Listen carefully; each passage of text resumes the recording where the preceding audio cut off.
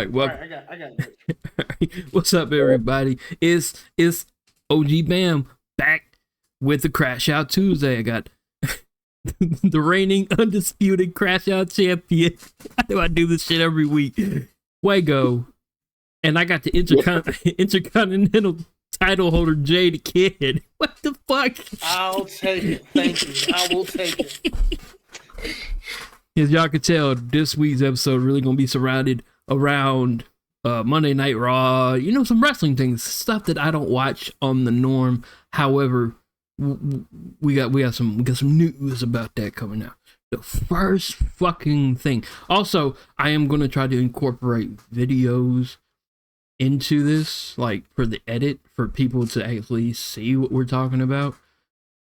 That feels correct. Anyways, I took video earlier today. One, I'm not going to get into the politics. I'm going to let y'all think what you want. But the Eggland Farms fucking eggs that I've been buying and seen bought since I was a little kid, them bitches are $9. Damn. Boy, let me tell you, my brother's been going through the same thing. Not with eggland eggs, but with eggs in general. Eggs have gone up. The cheap eggs, the ones you really don't trust, the ones that come from like down the street from your friend who owns a farm and that's how they make their living. That shit's still $5. Damn. I'm sitting there like, I don't even want eggs no more. Like, fuck, eggs is just part of my diet. The egg situation is so fucking bad that I seen the news today. Waffle House is adding a surcharge on extra eggs, bro. Like $1 for 2 extra eggs. Okay, bro, you're getting serious. It's getting bro, you got to the point where Waffle House is doing surcharges. Oh no, chief, we're cooked. Yeah, don't pun intended. That's crazy, bro. It's bad, like, and then this morning, my mother told us that she bought gas this morning at the Shell gas station, down the street, at like $2.72. Not a bad price, you know, because it's Shell. Shell do be expensive. Yeah. We go to that same, or we go buy that same Shell on the way home about 3:30, and the motherfucking gas price is $3.29. I was like, wait. That's a 57 cent swing. Damn. Man, look. Like that much? Mm-hmm. Yeah. In a week? No, in hours, in a matter of 12 hours, in a matter of 9 hours, it went from 272 to 329. Excuse me? Like, that's crazy. I might jump the concession dude or whoever the fuck changes the numbers. Right. That'll be up there. What you changing them the numbers to? 3 what? Like, hey, bro, nah, you meant 2 something. Yeah, you ain't mean to put that 3 up there. You know you did. 3 on the end, not at the beginning. No. No. Don't do that. Don't get worked. Don't make me have to beat you up out here, bro. To me. And then we was at a store. I'm not gonna say the name of the store because I think they kind of like them Coke boys. I don't feel like them hearing this bad propaganda about. So I'm just gonna say it's kind of like Roblox. It starts with a P and ends with an X. Anyways, no. Yeah. Oh. These motherfuckers was selling, you know, the thin, like, you ever go to the Save-A-Lot and you see like the thin chicken breasts, like the cheap boys. Them hoes, you know, they get you in a pinch, man. That's cool. They'd be like $5 for a pack of 100. You know what I'm saying? They're like Save-A-Lot. They cheap food. But at this place, these motherfuckers was like $8 per pound. They had like 4 or 5 chicken breasts, little skinny ass, damn near translucent, Donald Duck cutting the bean translucent, and talking about it's gonna be $25 for 4 of them hoes. No, it's not. Oh no, sir, no, ma'am. I think four 25. Okay, hell no. Hell no, dude. Hell no, bro. What? We spun the block. I don't know. We spun the block to the Hispanic store called Amigos. I will give them motherfucking shout outs on here because Amigos is lit. It be packed for no reason. Like my big ass has to go sideways down the aisles. That's how fucking packed they are with shit. It's bad. So, we got a place like that out here called we got like 50 of them. They're called Lavaquitas.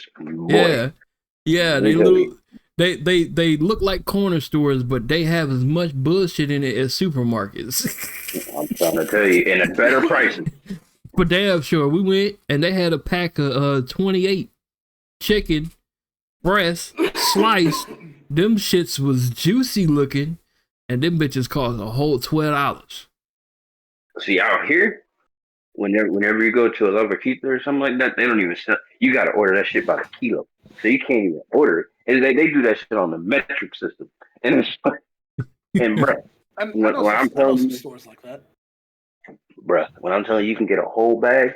Like usually, whenever I'm going to go get some meat to cook or something like that, like if I'm getting chicken or if I'm getting something of that sort, or even especially fajita meat, bro, I can walk in there and get a whole fucking bag. Totals out to maybe like 6-8 pounds, and I'm only gonna spend like $8-9 on that shit. Now if I go to Walmart and try to get that, I'm gonna spend like $50. And of course, they have, most of these Hispanic spots got their little food spot in the back of the store. Yeah, that's just that's normal. Very normal. I went ahead and got me some pernil. The motherfucking that pork. They gave me like 4 pounds of shit. Goddamn. For $18. I was in love, bro. Wait, 4 pounds for pork for 18? Woo! Yes, sir. Okay. $18. This shit was great. And then they gave me some chicharron, that fresh shit. Shoo. I walked out of there in love. It's a big bitch back there, but y'all got yourself. Wait. It's a big bitch, but it's ass fat? I mean, obviously ass fat. I don't fucking know. I just know she can cook. Boy. Hey, that's good enough. That's good enough for me. I'm good. I mean, she got that whoop. Okay, I'm good. I made the joke to my fuck. I made the joke to my pops out there. I said one day it's gonna be ISIS. It's gonna be sitting here in the back of the parking lot waiting for it to get busy. But as soon as they come in there to make that raid and they smell that motherfucking like bacalao or something, ain't gonna be no arrest. That man finna ask for a big ass plate. That's about it. Hold on. Maybe we don't need to get everybody. Let's come to a compromisation. I don't think that's how you say it, but let's come to a compromisation. Let's come to an impasse. Like I think we need to pump the brakes a little bit. And maybe I can help you help me. Y'all know, and I'm pretty sure he knows. I don't know about Jay. Well, North Carolina got a bunch of them too, so you can back me up on this. The best store is like when I'm naming this store, the store in the window has the word Western Union in it, bitch. It's a real Hispanic establishment. You know what I'm saying? I'm gonna tell you. I mean, it's the Western Union is right beside it, or definitely a part. Mm-hmm. But yes. It's one of them. It be one of them for real. And ain't nothing in the store, not a damn thing in that store, sugar free. Nothing. Not a goddamn thing. I tell you what, man, them hole in the wall stores, them areas, it's like on the strip and all that shit, the best ones, man. Let me tell you. We got a spot out. Bro. We got a spot out here that is a mechanic store and a candy shop. And that was, bro, you can buy pinatas and everything in that motherfucker. And let me tell you, that candy, authentic. I know that because I went to Mexico and I see what they brought what's in there. That's all authentic candy. Exactly. We went a whole tangent just to say, man, this shit was good. Anyways, we went on a whole ass tangent. Just now we gotta. I don't know how we're gonna segue in. I guess we can. How do we segue into this? Well, the little girl that rung us up at the front of the store kind of looked like a small, short Raquel Rodriguez, I guess. Basically Selena Vega. Mm-hmm. Yeah. She's like mixed with with that chick and like Prime Lita. Like, yeah. Running, and she spoke Spanish, and I'm sitting there like, You're spinning. Hold on, bro. Hold on. I am interested. Prime Leader and Vegas. That is buddy. My guy, look, unlimited possibilities. Is this the huh? Man, is this the Crashout episode or the Goon episode? We not Gooner. The Gooner episode. What the fuck? Ain't nothing crash. Ain't nothing crash out, so we goon. Look, let's crash out on tonight. Let me preface this, everybody. The Royal Rumble just happened this weekend. Yeah. So we are talking about that. The first thing that happened was I have the perfect idea of how we can do this. This will be the least crash out episode y'all will probably see. Look, football ain't around. The playoffs really haven't started yet. We're going to get into that with basketball. And so there's going to be like minimal crash out here. But for the last couple minutes, you're going to hear some goonery, okay? So y'all just have to bear with us. Just bear with us, please. We beg you. And at the end of it, I kind of felt my promo. So I feel like that should be the way I at least end these episodes. You're going to get a Crash Out Fuego promo. But you got to deal with this first. So with that being said, we will save the goonery. I'm going to segue us into these trades that happened over the weekend. Okay. Oh, yes. Jay, you're the basketball guy. Yeah. Take it away. What's his name? Yes, Luca? Okay, go ahead. Yeah. Yes, sir. So if y'all hadn't noticed, and I'm pretty sure y'all have, this is definitely the biggest trade of the last 2 decades, if you would. So just to give y'all a detail of what this biggest trade ever is, definitely this decade. So the Dallas Mavericks, for reasons that 3 days later I still don't fully comprehend. I have ideas, but they're not solid. The Dallas Mavericks called up the Los Angeles Lakers, called up Rob Pelinka on his private, and said, "Hey, I got a deal for you." And Pelinka was like, "All right, shoot, whatever." Like, he maybe thinking that, he might shoot me a big, maybe. I don't know. We'll see what happens. Bro, they said we want Anthony Davis. What? Anthony Davis? Man, get the fuck out. Wait. Let me finish. Said Nico Harrison probably. Let me finish. We will give you, we just want Anthony Davis, and we will just give him. We would just give him to you. Ladies and gentlemen, the Dallas Mavericks traded their franchise player, a generational talent, a dude that people say is in his prime, but technically he's almost there, but not yet. They're getting him at the right time. The Dallas Mavericks traded Luka Doncic for Anthony Davis and change in between. Yes, you heard that right. If you have been living under a rock for the last 3 days and you decided to listen to us, first of all, thank you. Second of all, yes, Luka is now a Laker. I will say this again so y'all will understand this fully.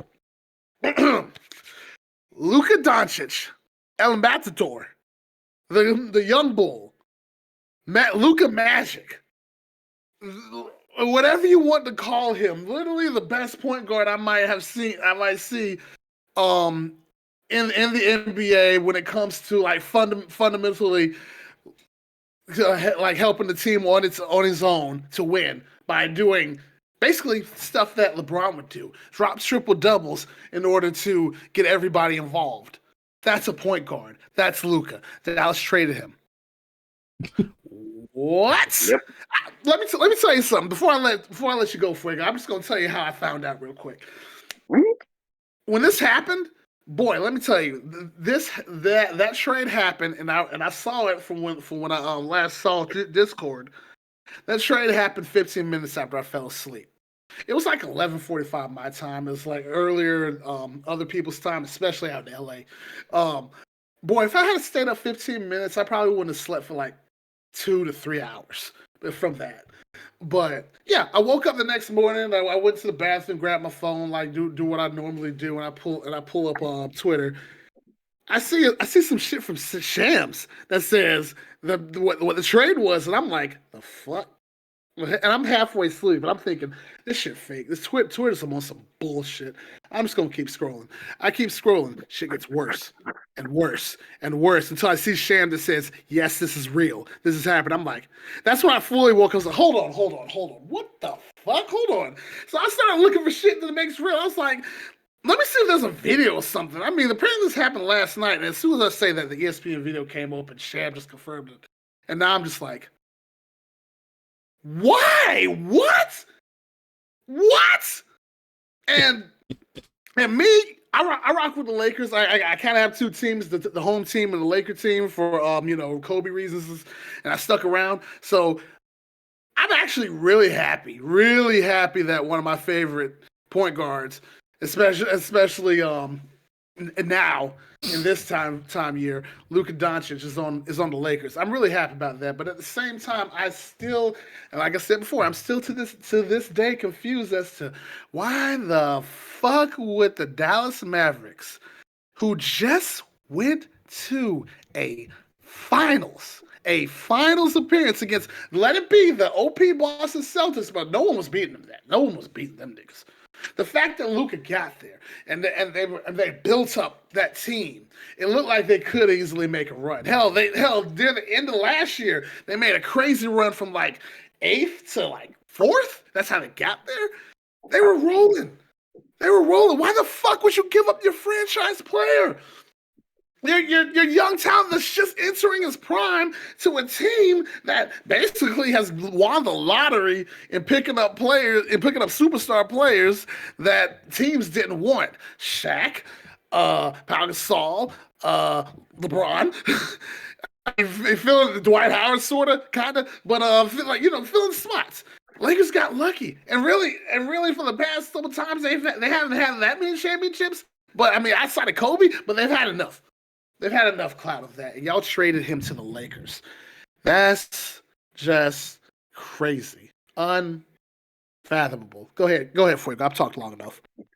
No. Yeah, you were 1,000,000% correct. And then let's go ahead, because I know there's a bunch of people out there that are probably going to be like, oh, well, this, that, and that. So let's talk about how people feel when players decide they want to be traded and they want to leave the team, and how fans and all these sports fanatics get all up in arms about, oh, why do they want to do that? This is why. This is exactly why. Because here, trick question, trivia. Anybody want to ask the question? Did Luka want to leave Dallas? No. Luka wanted to be in Dallas the rest of his career, if possible. He wanted to be the next Dirk Nowitzki in Dallas, to be honest. Even Dirk Nowitzki was like, huh? We traded. When the entire NBA, even Devin Booker, is shocked at this, we have a problem on our hands. And then, okay, cool, you traded him, whatever. Not only that, you didn't say a word about it. You backdoor dealt him. So he was surprised about it. Not only that, on the Los Angeles Lakers side, it came to a surprise to AD. His agent probably called him 5 minutes beforehand. Like, hey, you're about to be traded to Dallas. You're a Maverick now. Okay, well, here's this. Since I'm about to go to a no state tax state, here's this $6 million. Take it off. Like, what do we? The day Mark Cuban left was the day that the ship sank in Dallas. Absolutely. When he sold his majority stake for that team, because even he was like, what are y'all doing? What are we? That is your best player. And yes, you have Kyrie Irving. Everyone knows what he is and what he will continue to be. But this was the guy that you were going to build around. This is the guy that you were going to set up the future of Dallas around. And you just decided to backdoor deal him, and then had the nerve to say, oh, we didn't trust his conditioning, this, then bump all that. The dude got you to the finals with that same exact conditioning. Is his defense a liability? Sure, whatever. But guess what? When he starts to feel better, because I watched his introductory press conference, that man was not in it at all. He did not want to be traded. But when he starts to come around to it, and he touches that court, and he starts to get better, Oh, Mavericks, y'all better count y'all's fucking days, because every time y'all play, it is about to be hell in a handbasket. Because if there's one thing Luka knows how to do,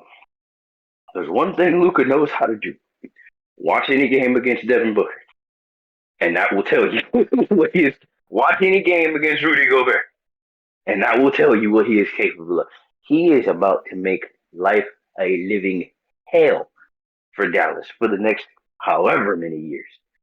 Because that he will go from being a Dallas legend, and sure, people can say I'm speaking too soon, he will be a Lakers legend. He will do something to make himself worthwhile in LA. Because I'm pretty sure when the Lakers front office picked up the phone, they were like, "Oh well, yeah, sure, you want AD, but I'm not just gonna we'll give you Luka." Okay, sure. Like, what you can't deny the Dallas Mavericks owner. So many red flags. The Dallas Mavericks owner must have taken the playbook from Jerry Jones, and this is their version of going all in. Literally, they're like, well, they're like, okay. They're like, okay, well, what do you want? Well, we just want AD and a couple first round picks. Not even a couple, one. Yeah, as a matter of fact, no, yeah, that's right. AD and one first round pick. That's all we want. Yeah. What? Okay, and then we haven't even talked about the fact that Max Christie from Utah didn't even know. Nah. He found out when everybody else found out. He's like, hold on, what? Not Max Christie, Danny Ainge, I think. Danny Ainge, I'm sorry. There you go. Yeah. He's like, wait, what? Sorry, son, you're not a Jazz anymore. That's just what it is. And Utah is probably, I ain't gonna lie, Utah front office was probably like, excuse, what? Huh? Like, yeah, we're getting him. They're taking him. You need to send him. All right, sure. Like, what? I don't. Luka, he probably won't hear this. If it's shared enough, maybe he will. Go bonkers, bro. You go bonkers. I wasn't even a Dallas Mavericks fan, but I was a Luka fan. Go absolutely batshit stupid crazy in LA. And especially while you still have LeBron there. Because he's going to be the focus, not you. They're going to focus him. They're not really going to focus you. Go stupid, my boy. Go out there and make... And honestly, I can't even really say the fans because that area is hurt. Mm-hmm. I actually feel for Mavericks fans. Mavericks fans everywhere are hurt. They're like, what? Why? And that's a great question. Why? Why indeed? Because your goddamn owner ain't worth jack shit. That's because why. This is how Dallas teams operate. This is how Dallas teams operate. This is exactly what they do. And you know, it'll be. If I keep talking about it, I'm just going to get more mad. So that's what Crashout Tuesday's for. Yeah, we'll just segue if we need to. Let me say. Just know that. Oh, go ahead. No. Go. I was just gonna say that if we hire the Mystery Corporation, they'll probably catch Nico Harrison and unmask him as Jerry Jones. Because like Bam said, two in the same pot, like one of the same, whatever you want to call it. That's all. I'm pretty sure they drive the same damn yacht. Okay, but let's segue into the men's Royal Rumble. Wait, but we ain't talked about the women's world. No, we're gonna save that for last on purpose. Okay. Yes, let's save for last. We want to get the crash out of the way. Then we're gonna have some fun. Oh, well, hot take number 1, number 30 should have been The Rock, not fucking Logan Paul. I agree, but I knew that was coming. Unfortunately, the way should have been anyone but Logan Paul. But that's anyone. Shit. My speed shouldn't have been there either. That was. You know what? I'm gonna give it to him because he took that hellish ass spear. Oh, bro, he took that was real. That like if that was anything that Braun has kind of like milked it and sold it like a couple times when I've seen him do it. He legitimately He hated split him. Speed in half. Yeah, I think he hates him. He split that nigga in half, bro. And you heard him scream, "Welcome to the WWE, kid." Right. Yeah. But Yeah. I will. So a quick tangent, not crash out worthy. It's just a quick tangent. The recent celebrity involvement has been way better than anything it ever used to be. I will definitely say that because it seems like the celebrities they have show up these days actually enjoy wrestling and aren't just there just to be there or for a check. It's, so Facts. Mike and Tyson. I'm in. Yeah. Well, see, at least Mike Tyson was a part of a storyline back then. Yeah, Mike Tyson. It was spinal. It's spinal. Man loves to, that man loves to fight. He's gonna be Yeah. But IWC. For those of you Let's do it. that don't know what that means, it means Internet Wrestling Culture. But Right. my man Jay, I think it was you that came up with another acronym for it. I don't know if it was you or if it was someone else.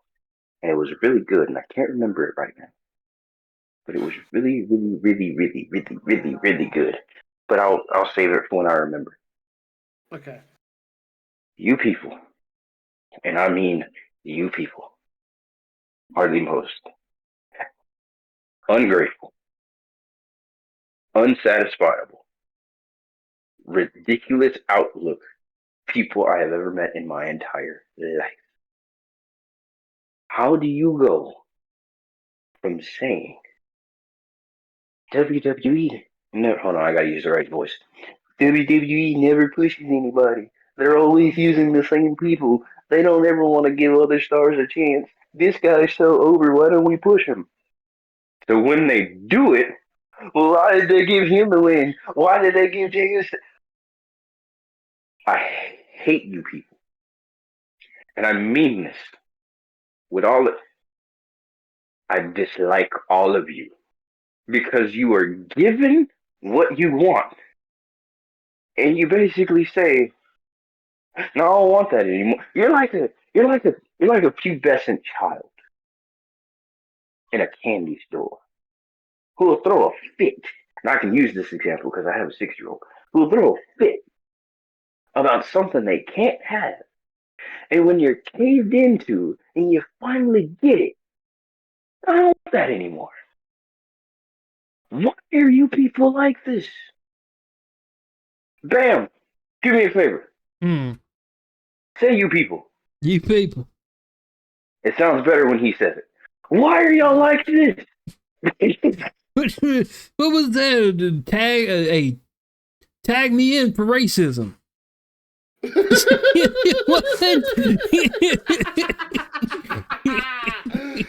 Oh man. It sounds better when Bam says it. But exactly like you, I don't understand. Jay Uso. And then, here we go. Let me give you guys a timeline. The one excuse I kept seeing is they've already done the Jey Uso Gunther match at least 3 times already. Huh, crazy. Let's talk about it. CM Punk and Drew McIntyre, how many matches did they have? Anybody can answer. It doesn't matter. 3 of them. I'm not gonna know. That sounds great. Roman Reigns, including the tag match, how many matches did they have? A whole bunch. Against who? Wait, against who? Sami Zayn and Kevin Owens. How many matches have they had? Well, them two have had numerous matches that go back to their NXT days, so I can't even count. Exactly. Damian Priest and Gunther. Finn Balor and Damian Priest. Oh, good lord, them two. Any tag team match in WWE to this day. My point being, matches of this magnitude, feuds and rivalries of this magnitude, sometimes require multiple matches. We don't have to go John Cena, Randy Orton levels, or John Cena, Edge levels. Not speaking bad about those two legendary rivalries. Mm-hmm. But the whole notion of they've done it already, guess what? It happens. It's wrestling. It's called a story. It's how you build. It's what they do. And this whole, I had to breathe. This whole thing about Jey Uso can't be a champion because his move set is limited. Do we remember the 5 moves of doom? Thank you. Come on now. Let's not act like everybody doesn't have a specific arsenal that they go to. I get it if you don't like seeing the super kicks. Cool, whatever. Guess what? Half of you that complain about them probably still watch a Young Bucks match. That is what you call overdoing the super kick. A Jey Uso match is a Jey Uso match. Who cares if his moveset is limited? Guess what? The fans get behind him, and that same limited moveset has yet to put on a bad match. He has busted his ass over the course of the past 3 years to get to this point.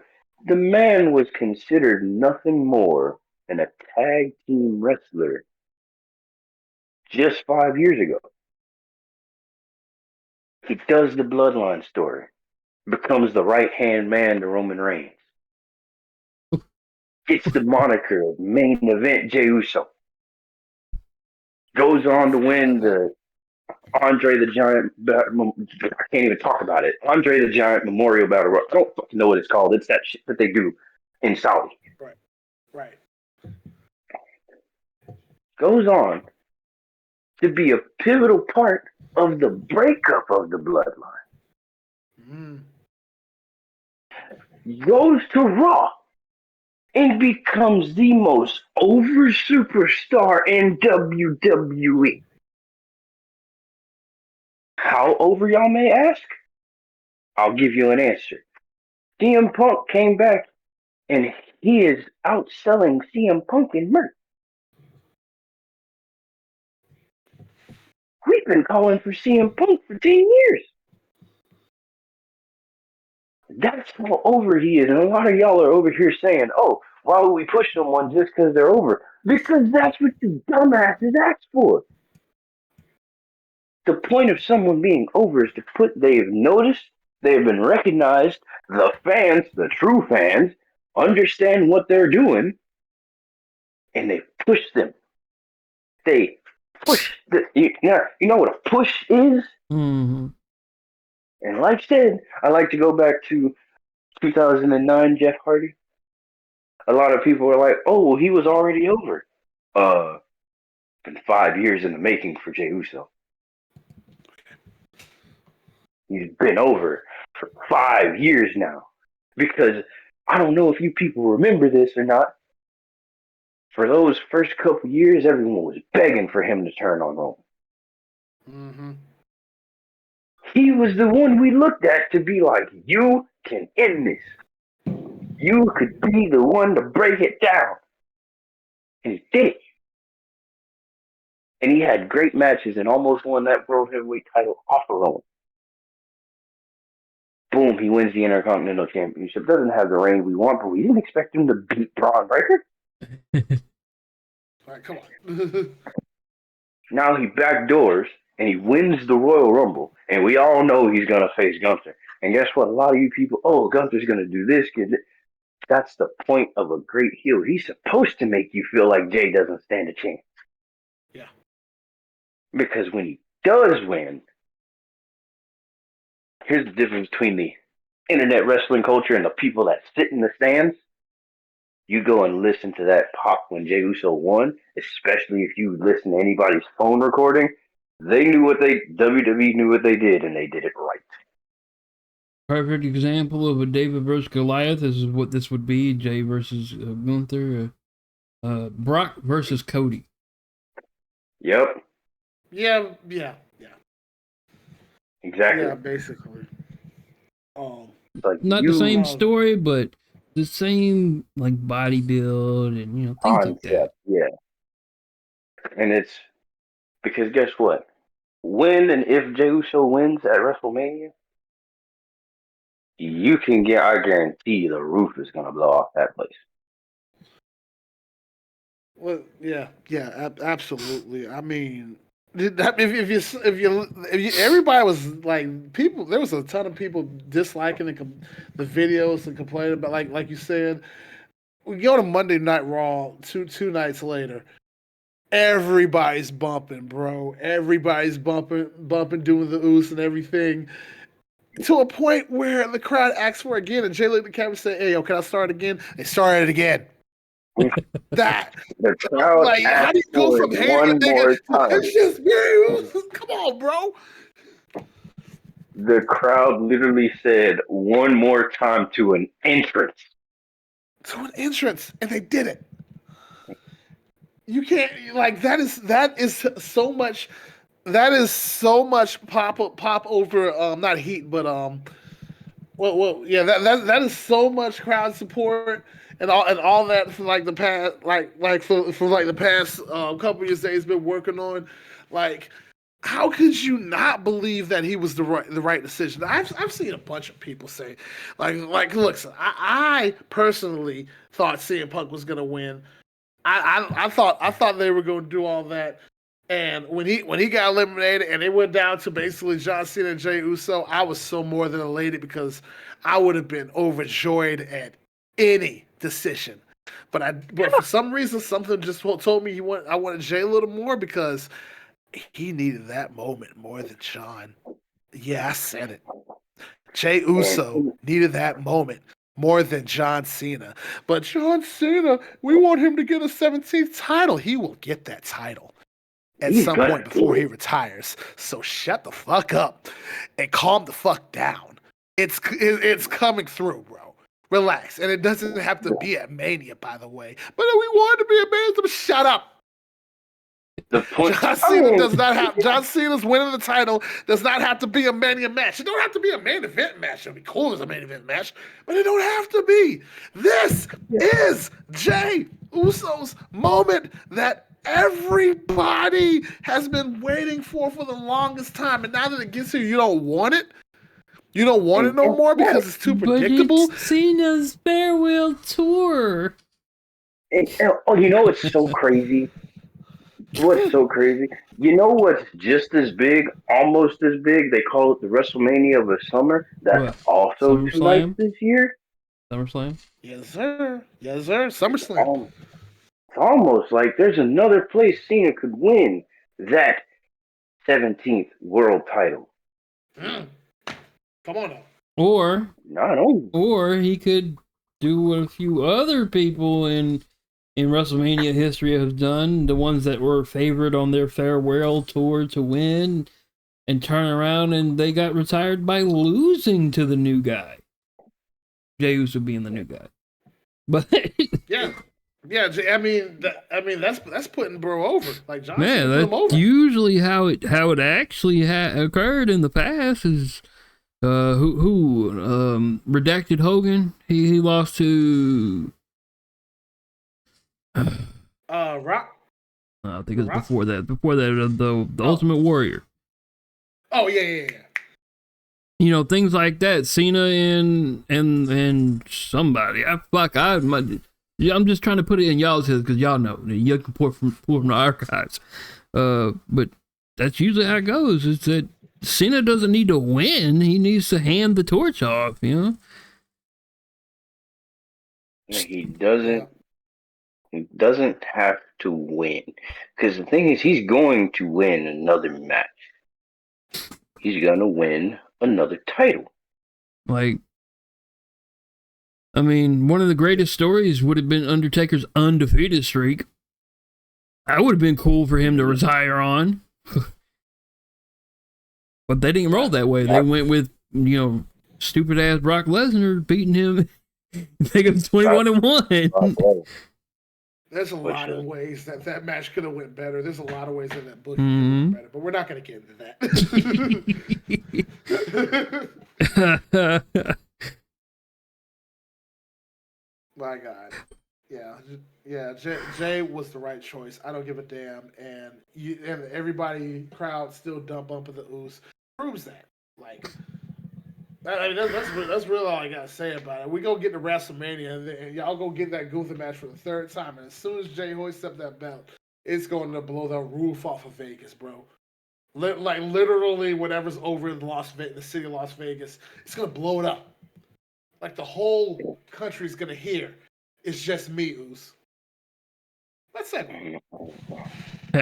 Hey, that would be cool to hear this Sunday for halftime. I wish Kendrick Lamar was like a Jey Uso fan. That would be great.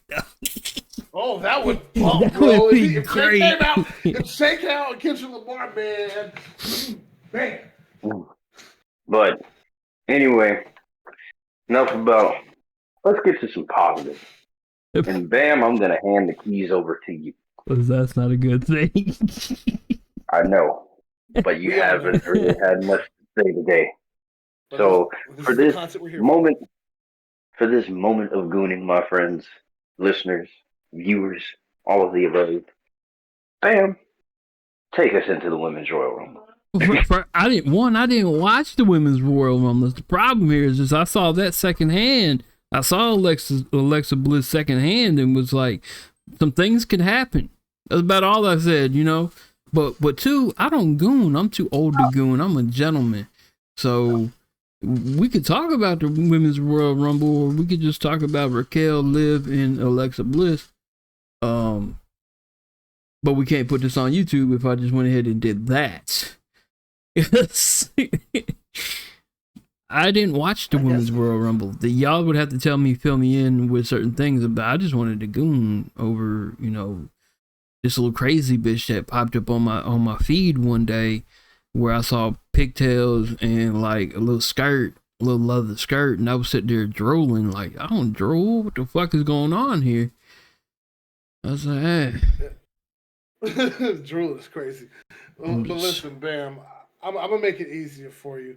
Pretty much up to the point of Alexa Bliss was everything else wasn't that appealing to really talk about. Same people, this and that and the other. The only two surprises was literally Alexa Bliss and I heard about that one. Bad. Yeah, that was it. And I wasn't even mad about Nikki Bella. It was one of those where it's like, oh, she's here. I'm not mad at it. That's cool. Number 30? That could have been like. It was the same with me. It was the number 30. Yeah, that was probably like my only issue. It is like she didn't have to be 30, but by no means am I against her being back. Like, I think out of both the Bella sisters, she was the one I actually liked watching anyway. I felt like she improved to me. I felt like she was actually improving as far as wrestling went. Her match with, who was it? Trish was up here. Or no, it was Ronda. It was Ronda. Her match with Ronda was really good that she had. That's crazy. Yes, and it was really good. Go watch it. I will. But then one of my favorite entrants in the Royal Rumble, Stephanie. Didn't we say we were going to talk about Stephanie, fam? I said I wasn't going to. I just have to. And Dominic Mysterio, as Dominic Mysterio used to call Rhea Ripley, mommy. That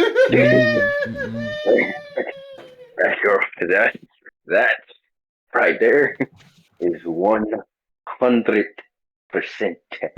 woman. And which Stephanie is this? The Kia. NXT's Stephanie the Kia. I've been watching her since her AAA days.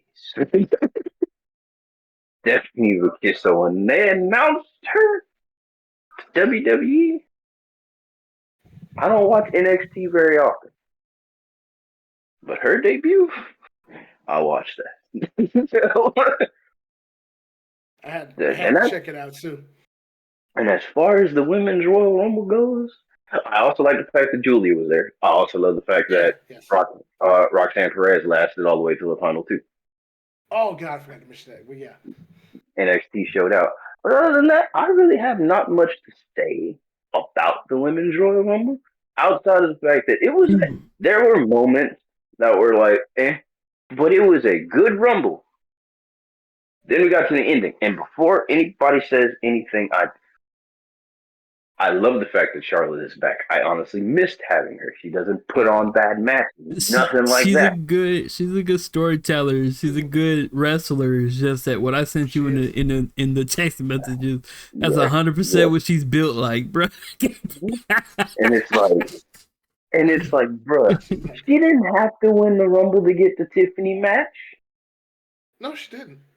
She didn't have to win the Royal Rumble to get it. And after I've slept on it, I've kind of gotten over it now. It's like, well, whatever.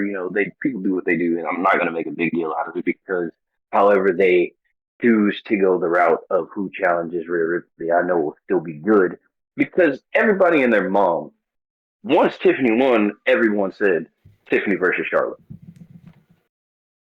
Gotta happen. So before we give the ending, the AKA Crashout promo away to Fuego, because that was hilarious and that was fun for me to put together in a video last week. I do get to say this. When I was 28, almost 10 years ago, by the way, my birthday is a week, is the 16th. So I had been one of these type of people who would tell you like anime was gay, like not gay as in bad, like not gay as in a sexual orientation type way. It's just, it was too cliche and cringe, things like that. And I just thought it was stupid. Yeah, dumb as fuck. Until somebody forced me, when I went to visit them, I couldn't like just leave. I didn't drive. I had just, visited them off of a bus to sit down and watch some, and I fell in love with the shit. So, I got back into it. It went from Pokemon and Bleach and shit when I was a kid to, this whole world that I just came across at this guy's house. So it's the same thing with wrestling. So I went from the Attitude Era. I went from, Stone Cold, Steve Austin, 2000, 1999, 2001 area, where we actually had to pay for pay-per-view on a cable box. We couldn't just do PLEs. There was no Peacock, nothing like that back then. So yes, I went from there and falling off and saying, it's stupid. It's fake.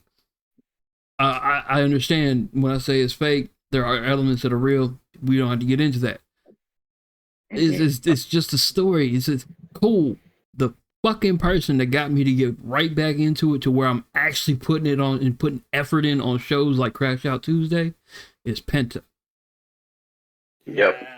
I wanted to buy the mask and put it on, in camera and show y'all, like, how Lee Corso comes out on Saturday and tell you who's gonna win.